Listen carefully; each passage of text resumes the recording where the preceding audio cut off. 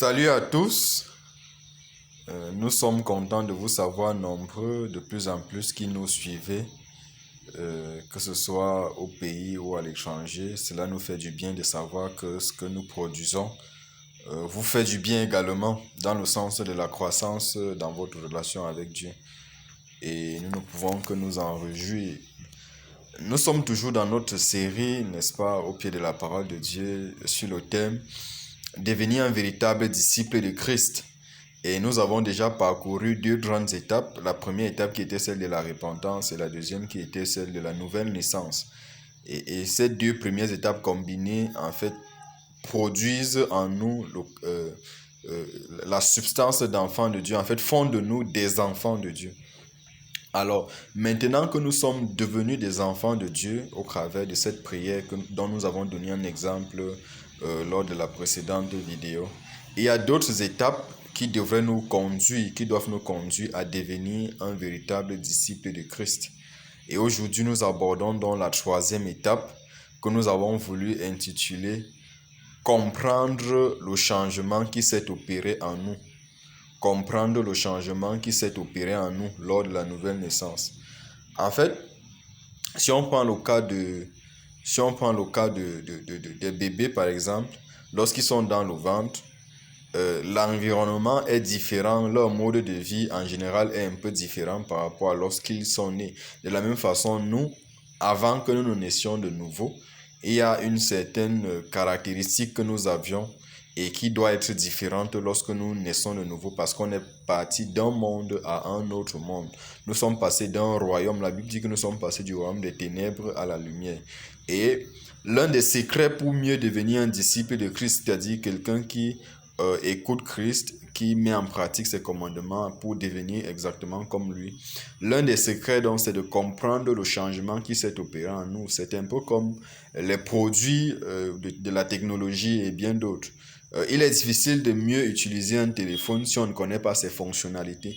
De la même façon, nous qui sommes des enfants de Dieu, nés de nouveau, nous sommes comme des nouveaux produits et il est important de comprendre comment ce produit-là fonctionne, qui ce produit est afin de mieux s'en servir, afin de mieux développer en nous le caractère de Christ. Alors, le passage que nous allons commencer par lire aujourd'hui se retrouve dans 2 Corinthiens chapitre 5, le verset 17, que je vais lire.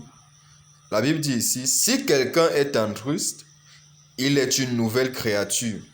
Les choses anciennes sont passées, voici toutes choses sont devenues nouvelles. » Si quelqu'un est en Christ, cette personne est une nouvelle créature.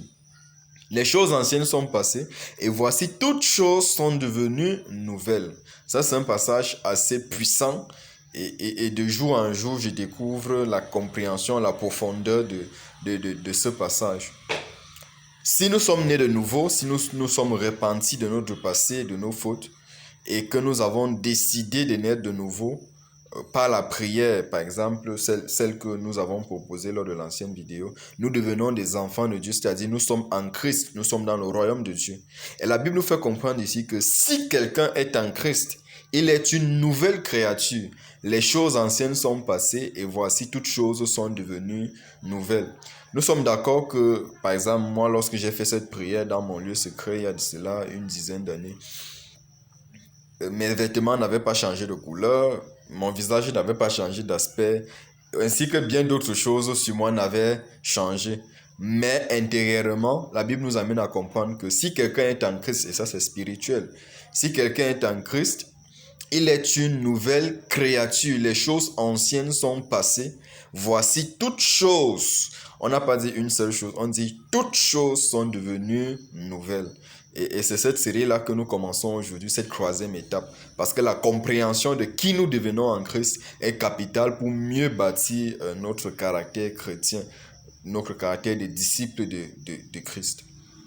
Alors, le premier changement que nous allons voir aujourd'hui, c'est le changement du système de pensée. Si quelqu'un est en Christ, son système de pensée doit changer. Son système de pensée intérieurement, en fait, a changé.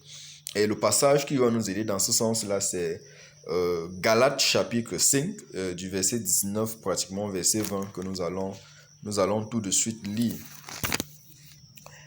Alors, la Bible nous fait comprendre dans Galates chapitre 5, du verset 17 au verset 21, car la chair a des désirs contraires à ceux de l'esprit.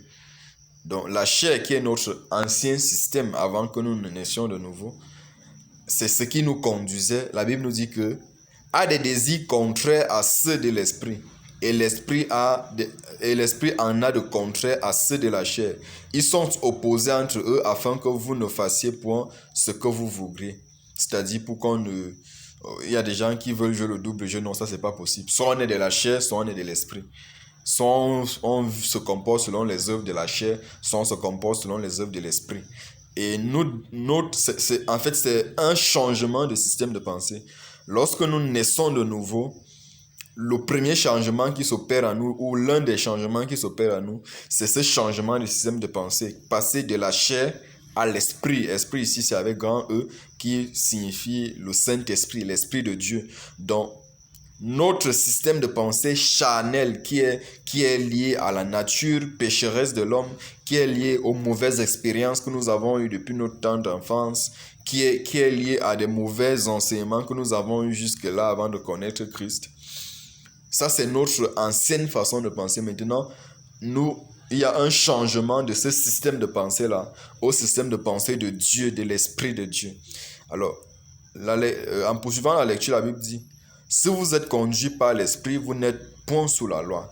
Alors, c'est quoi donc, quelles sont les caractéristiques donc du système de pensée charnel qui est l'ancien système et qui constitue l'une des choses qui sont passées.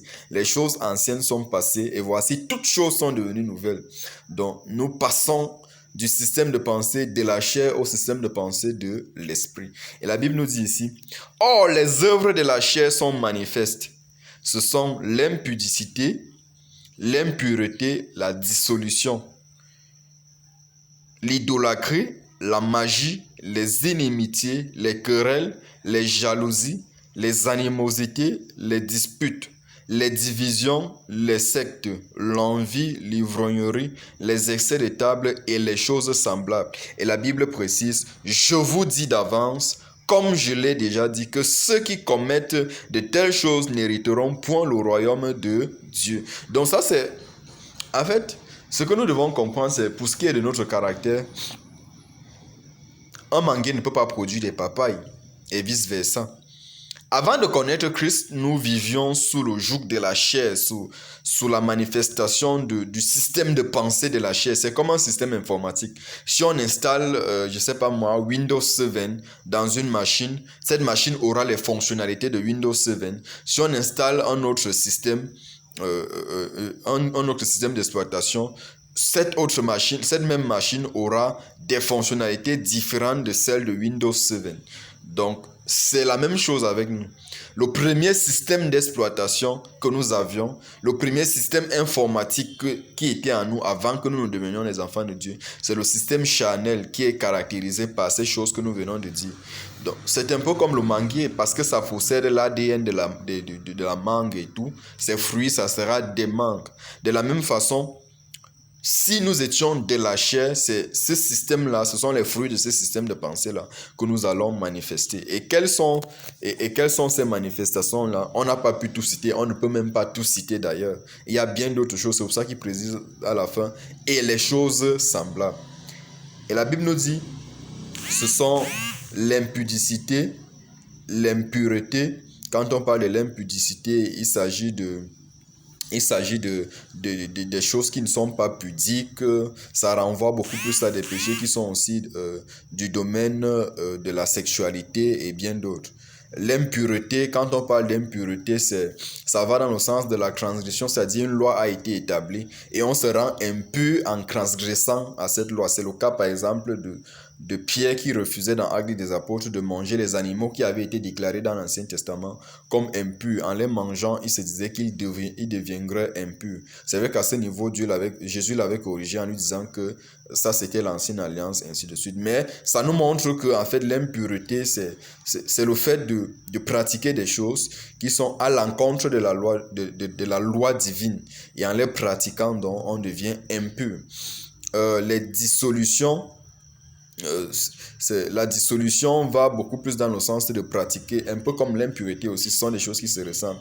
Ça va dans le sens de pratiquer, de pratiquer des choses qui sont à l'encontre de la loi également. L'idolâtrie, voilà un péché qui est très fréquent de nos jours. Quand on parle de l'idolâtrie, c'est l'idolâtrie, les gens ont l'habitude de voir comme se prosterner devant des statues et bien d'autres. Oui, c'est vrai, mais ce n'est pas que ça. En fait, l'idolâtrie, c'est le fait d'adorer une chose ou quelqu'un d'autre au-dessus de Dieu, au-delà de l'adoration qu'on réserve à Dieu. Par exemple, une star de football peut être votre idole.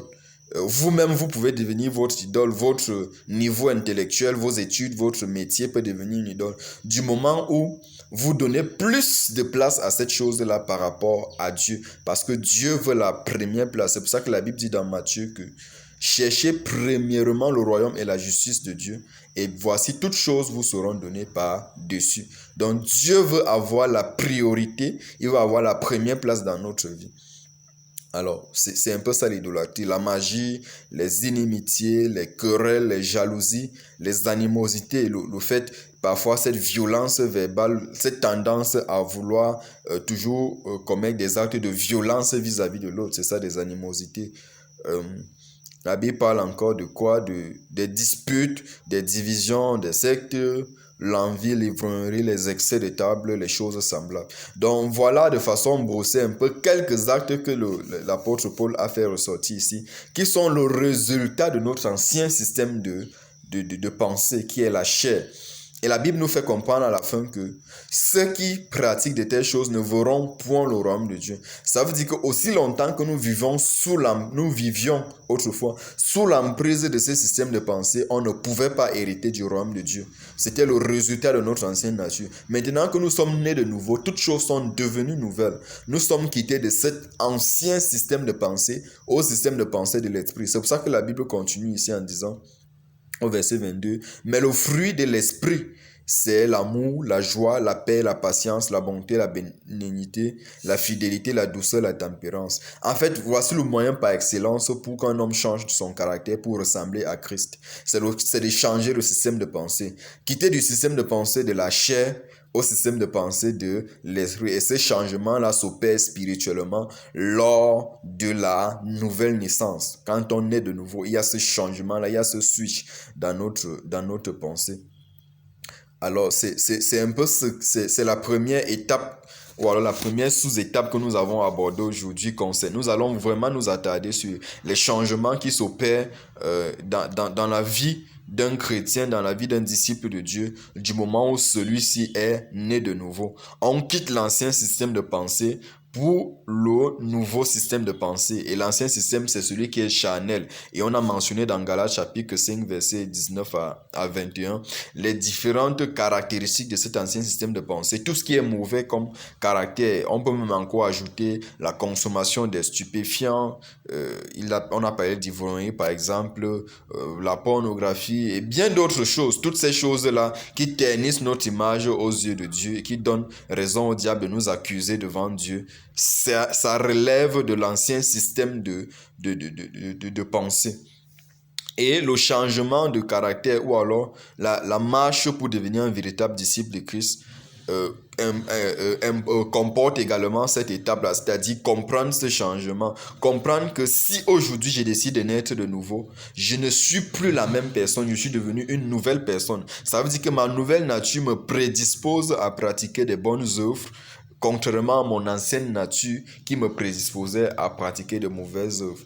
Et ne nous attendons pas aussi à ce que le changement s'opère de façon spontanée, c'est progressif. C'est progressif, c'est un peu comme sous forme de sémence en nous. Et progressivement, cette sémence-là va porter du fruit du moment où on y travaille par la lecture et la méditation de la parole de Dieu et la prière, dont nous allons parler prochainement. Donc, premier changement qui s'opère en nous, c'est le changement du système de pensée. Et cela devrait nous amener à davantage nous questionner, est-ce que je suis vraiment né de nouveau? Si je suis né de nouveau, est-ce que j'ai vraiment réalisé qu'il y a un changement de système de pensée qui s'est opéré en moi et dont je dois exploiter? Parce que si j'avais un système d'exploitation Windows 7 et puis on me met par exemple une autre version plus améliorée. Si je ne suis pas conscient des fonctionnalités de la nouvelle version, eh bien je serai en train de me contenter peut-être des mêmes fonctionnalités qui étaient dans l'ancien système. Et là, je ne serai pas en train de profiter du nouveau système d'exploitation. De la même façon, si on ne comprend pas ces changements-là, on sera en train de poser des actes qui relèvent de notre ancienne nature et on sera amené à rentrer en arrière. Que le Seigneur vous bénisse pendant que vous écoutez ceci et qui vous aide à vous améliorer chaque jour dans votre comportement. C'est un combat de tous les jours.